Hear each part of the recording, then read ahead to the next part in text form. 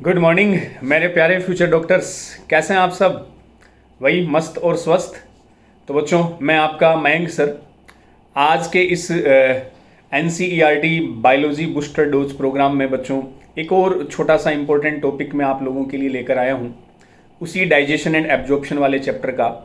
आज का बेटा जी टॉपिक है टिथ, दांत। तो अगर अपन बच्चों प्रीवियस ईयर एग्जाम के क्वेश्चन देखेंगे तो उसमें इस टिथ वाले पॉइंट से भी कई बार क्वेश्चन पूछे गए हैं। तो बिल्कुल सिंपल तरीके से अपन इस पॉइंट को क्लियर करते हैं बच्चों। तो जो अपने टीथ होते हैं, पहली बात जो अपनी एलिमेंट्री कैनाल का बकल कैविटी वाला पार्ट है कि भाई जो आपका माउथ है बच्चों, माउथ एंटर करता है बकल कैविटी में, माउथ कैविटी में। उस बकल कैविटी जिसको अपन मुख गुहा बच्चों बोलते हैं, जिसकी जो रूफ है ऊपर वाला पार्ट वो तो पैलेटाइन होता है, जिसको आप तालव बोलते हो। उसका फ्लोर जो बच्चों होता है वो अपनी टंग होती है, जीभ, और उसी में टिथ बच्चों प्रेजेंट होते हैं। तो टिथ में अपन बात करें तो सबसे पहले बच्चों जो टिथ का ओरिजिन है, उत्पत्ति है, वो होती है एक्टोमीजोडर्मल। क्या बोला मैंने? एक्टोमीजोडर्मल। कहने का मीन बच्चों जो टिथ है उसका कुछ पार्ट एक्टोडर्म से बनता है, कुछ क्या मैं ऐसे बता दूं कि टिथ की जो बच्चों आउटर मोस्ट कवरिंग होती है, जो उसका सबसे बाहर वाला चबाने वाली सतह होती है, जिसको अपन च्यूइंग सरफेस भी बोलते हैं, उसका नाम होता है बच्चों इनेमल। क्या कहते हैं अपन उसको? इनेमल। तो इस इनेमल का बच्चों जो ओरिजिन है वो एक्टोडर्मल होता है। टिथ का जो रिमेनिंग पार्ट है वो बेटा जी मीजोडर्म से बनता है, इसलिए हमने ओरिजिन क्या बोल दिया? एक्टोमीजोडर्मल। अब बात जब एनेमल की आए तो बच्चों एनेमल माइंड में आते ही आपके दिमाग में एक बात आती है ना, hardest substance of animal kingdom. जंतु जगत का सबसे कठोरतम पदार्थ आपसे पूछे, हार्डेस्ट सबस्टेंस पूछे, तो वो कौन होगा? वो इनेमल होगा, जो आपके टिथ की च्यूइंग सरफेस फॉर्म करता है। हाँ, थोड़ा सा ध्यान रख लेना बच्चों, हार्डेस्ट टिश्यू की अगर बात आए, हार्डेस्ट टिश्यू अगर आपसे पूछे तो बेटा जी बोन होती है, और हार्डेस्ट सबस्टेंस की बात आए तो वो इनेमल होता है। अब टिथ की अगर बात करें बच्चों तो अपने अंदर ह्यूमन में जो टिथ है उसके लिए तीन बातें अपन बोलते हैं। आपके टिथ बेटा जी थीकोडोंट होते हैं। थीकोडोंट को हम बोलते हैं गर्तदंती, जो जा बोन के सॉकेट में धंसे रहते हैं। आपके पास दो जा है बच्चों, अपर जा, लोअर जा, ऊपरी जबड़ा, निचला जबड़ा। अपर जा को अपन बोलते हैं मैक्सिला, लोअर जा बेटा जी कहलाता है मैंडिबल। ठीक है, हमें ये भी पता है कि बेटा जी अपर जो है वो तो फिक्स रहता है, और जो लोअर जा है वो मूवेबल होता है, गतिशील होता है। मैंडिबल मूवेबल है, मैक्सिला फिक्स है। तो जा बोन के सॉकेट में बच्चों टिथ एम्बेडेड रहते हैं, इसलिए हम इनको थीकोडोंट कहते हैं, गर्तदंती। दूसरा बेटा जी वर्ड आता है डाईफायोडोंट, द्विबार दंती। नाम से ही पता चल रहा है अपने जो टिथ है होल लाइफ में बच्चों ट्वाइसली अपीयर होते हैं, दो बार आते हैं, तो हमने इसको क्या बोला? डाईफायोडोंट। अब पहली बार बेटा जी जो टीथ आते हैं उनको तो अपन बोल देते हैं मिल्की टीथ अपने इन्फेंट स्टेज में, दूधिया दांत, ऑल्सो कॉल्ड डेसिडुअस टीथ, पाती बच्चों इनको बोलते हैं। टेम्पररी टीथ बोल सकते हो, जो फिक्स टाइम के बाद हट जाएंगे। देन बेटा जी बाद में आएंगे परमानेंट और एडल्ट टीथ।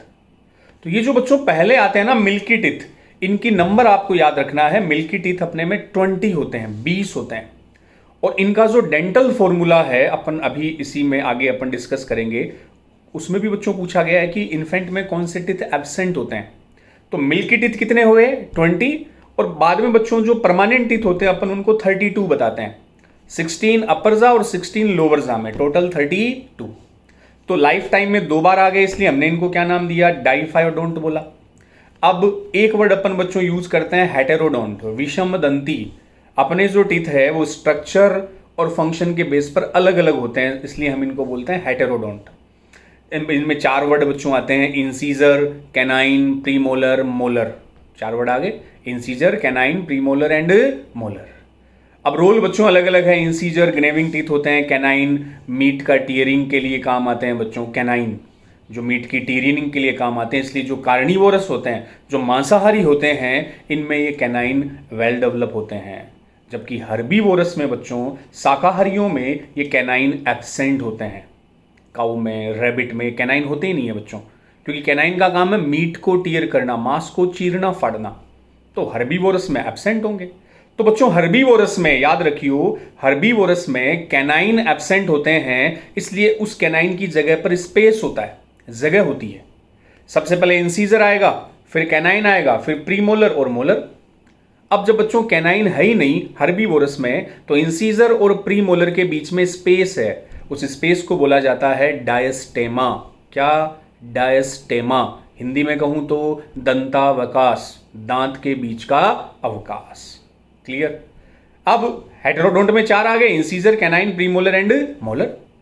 अब बेटा जी इनकी जो मैं बता रहा था कि अपने जो टिथ की नंबर को रिप्रेजेंट किया जाता है कि आपके अपर जा और लोअर जा में टिथ कितने हैं, कौन से टिथ की नंबर कितनी है, उसे लिखने के लिए एक फॉर्मूला होता है जिसे अपन बोलते हैं डेंटल फॉर्मूला, दंत सूत्र, जिसमें टिथ की नंबर को रिप्रेजेंट करते हैं। तो बच्चों एडल्ट में अपने में अगर एक नॉर्मली क्वेश्चन आए कि ह्यूमन का डेंटल फॉर्मूला क्या है, तो आप क्या बताएंगे? अपन सबको पता है 2 1 2 3 बोलेंगे ना, 2 1 2 3। सीक्वेंस वही रखना, सबसे पहले इंसीजर, फिर कैनाइन, फिर प्रीमोलर और मोलर। अब 2 1 2 3 बच्चों जो फॉर्मूला लिखने का तरीका वही होता है कि जैसे मैंने अपर जॉ की बात की, अपर जॉ को भी 2 इक्वल हाफ में डिवाइड कर दिया। तो जब आप लिखते हो ना 2 1 2 3, वो अपर जॉ के भी एक हाफ के नंबर है, एक साइड के नंबर है। तो एक साइड में जितने टीथ होंगे उतने के उतने दूसरे हाफ में भी होंगे, इसलिए दोनों साइड की काउंट करने के लिए मल्टीप्लाई बाई कितने कर देते हैं अपन? 2। तो अपर जा के एक हाफ में है 2 1 2 3, लोअर जा के भी ईच हाफ में है 2 1 2 3, और टोटल कैलकुलेट करने के लिए इन्हें मल्टीप्लाई कर दिया जाएगा 2 से। तो जब आप इसको बच्चों सोल्व करोगे तो अपर जा में भी 16 और लोअर जा में भी 16, टोटल कितने आ गए? 32 आ गए। तो जैसे इंसीजर 2 बोले हैं मैंने, 2 मल्टीप्लाई 2 कितने हो गए? 4। अपर जा में इंसीजर कितने हैं? 4 है। कैनाइन के आगे कितना लिखा था? 1, एक साइड में 1 मल्टीप्लाई बाई 2 2, तो अपर जा में दोनों साइड में 1 + 1 कितने हो गए? 2 कैनाइन हो गए। क्लियर है बात? तो इसलिए अगर बच्चों आपसे पूछे कि अपने में मैक्सिमम नंबर ऑफ टीथ कौन से होते हैं, तो प्रीमोलर, टोटल 12 होंगे। मिनिमम अगर बात आए तो कैनाइन, टोटल 8 होंगे। 8 होंगे क्या? 4, टोटल कितने होंगे? 4 होंगे। क्लियर है ना? टोटल 4, और जो मोलर है वो 12, तो ये 32 आ गए। अब बच्चों अगर इन्फेंट की बात करें, इन्फेंट की, तो इनिशियल स्टेज में जो मिल्की टीथ है वो 32 की बजाय कितने हैं? वो 20 है। उनका जो डेंटल फॉर्मूला वो ये होगा 2 1 0 2। ये एनसीईआरटी में नहीं है, लेकिन बच्चों क्वेश्चन बना हुआ है इस पर, इसलिए बता रहा हूं मैं आपको। इन्फेंट का क्या होगा? 2 1 0 2। तो 2 इंसीजर, 1 कैनाइन, फिर मैंने बोला 0 का मतलब प्री मोलर यहां क्या होते हैं? एब्सेंट होते हैं, ध्यान रख लेना। 2 1 0 2। तो इन्फेंट स्टेज में, इनिशियल स्टेज में आपसे पूछे कौन से टीथ एब्सेंट है, तो बेटा जी आपका आंसर क्या होगा? Pre molar. क्लियर? और 2 1 0 2 मोलर भी 2 आ रहा है, और अपने में 2 1 2 3 एक एक्स्ट्रा मोलर आ गया बच्चों, ये भी ध्यान रख लेना। जो लास्ट मोलर होता है, लास्ट वाली जो जाड़ होती है, जिसको आप थर्ड मोलर भी बोलते हो, जिसको अपन विजडम टीथ भी बोलते हैं, अक्ल जाड़। और विजडम टीथ बेटा जी अपने में कैसी होती है? वेस्टिजियल होती है, अवशेषी होती है। वेस्टिजियल माने नॉन फंक्शनल। क्लियर? तो टिथ ओरिजिन बेस पर कैसा बताया मैंने? Ecto mesodermal. टिथ का जो आउटर च्यूइंग सरफेस है वो इनेमल है, वो एक्टोडर्म का बनेगा। बाकी टिथ का पार्ट बेटा जी मीजोडर्म का बनता है। टिथ के लिए 3 वर्ड आ गए, thecodont, embedded in jaw bone socket, diphyodont, whole life में कितनी बार आए? 2 बार आए, और हेटेरोडोंट, स्ट्रक्चर और फंक्शन के बेस पर अलग अलग होते हैं। अब फ्रोग की भी कई बार बच्चों पूछ लेते हैं। मेंढक, मेंढक में होते हैं होमोडोंट, समदंती, स्ट्रक्चर और फंक्शन उनका सेम, एक जैसे होते हैं। इंसीजर, कैनाइन, प्रीमोलर और मोलर। डेंटल फॉर्मूला 2 1 2 3, और इन्फेंट में जो मिल्की टीथ है वो 2 1 0 2, वो टोटल 20 है। अब हम बात करते हैं 32। क्लियर है? अब टिथ से ही बेटा जी इसके टिथ के 3 पार्ट भी आप याद रख सकते हो। टिथ का जो विजिबल पार्ट है, जो अपने को दिखता है, वो तो होता है क्राउन, उसको शिखर बोलते हैं। जो गम्स में, मसूड़ों में बच्चों पार्ट रहता है उसका नेक पार्ट होता है, और जा बोन के अंदर जो एम्बेडेड रहता है उसकी रूट होती है, जड़ होती है। अब टिथ के अंदर बच्चों एक कैविटी है जिसको पल्प कैविटी बोलते हैं, और एक सेल होती है ओडोंटोब्लास्ट। ओडोंटोब्लास्ट देखो बच्चों, बायोलॉजी में, अपने जूलॉजी में जो ब्लास्ट टर्म आता है ना, किसी भी वर्ड के लास्ट में ब्लास्ट लिखा हुआ है, तो ब्लास्ट का मतलब अपने आप फटने से नहीं होता, बम ब्लास्ट वाला ब्लास्ट नहीं है। अपने यहां ब्लास्ट अगर सफिक्स लगा हुआ है तो उसका मीन है बेटा जी फॉर्मेशन, निर्माण। तो ओडोंटोब्लास्ट जो सेल है वो बेटा जी डेंटाइन बनाती है। टिथ का एक स्केलेटन होता है डेंटाइन, अंदर वाला पूरा पार्ट क्या रहेगा, डेंटाइन। और स्टडी ऑफ टीथ को हम बोल सकते हैं ओडोंटोलॉजी। क्या बोल सकते हो, odontology, it study of teeth. Odontology से बच्चों मिलता जुलता एक वर्ड आता है ओस्टियोलॉजी। ओस्टियोलॉजी, ओएस, ये जो ओएस वर्ड आ रहा है ना बच्चों आगे, ये जनरली बोन के लिए यूज करते हैं अपन, हड्डियों के लिए। तो ओस्टियोलॉजी माने हो गया स्टडी ऑफ बोन, और ओडोंटोलॉजी मीन हो गया स्टडी ऑफ टीथ। तो ये आज का अपना शॉर्ट बेटा जी छोटा सा बूस्टर बायोडोज का प्रोग्राम, जिसमें हमने आज टीथ के बारे में कंप्लीट स्टडी कर ली।